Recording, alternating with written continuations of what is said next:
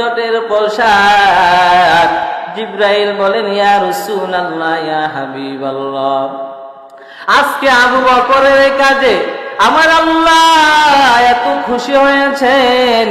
আবু বকর যে চটের পোশাক পরেছে, আমার আল্লাহ আসমানের যত ফেরেশতা আছে সবাইকে চটের পোশাক পরিধান করার আদেশ করেছে। আবু বকরের কাজটা এত দামি হয়ে গেছে, আমার আল্লাহ আসমানের সব ফেরেশতাদেরকেও চটের পোশাক পরার আদেশ করলেন।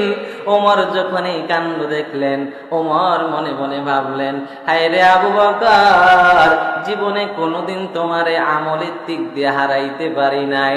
ও আবু বকর, আমার মনের আশা মনে হয় আজকেও পূরণ হলো না।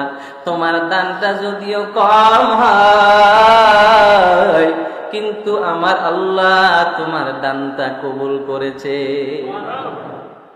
এরে নবীর উম্মতের দল, আমি প্রায় সময় বলি, ধনী মানুষ 1 কোটি টাকা দান করলে যে সওয়াব পায়, গরিব মানুষ যদি ইখলাসের সাথে 1 টাকা দান করে সেও সেই পরিমাণ সওয়াব পায়। দান করার জন্য বেশি টাকার প্রয়োজন নাই।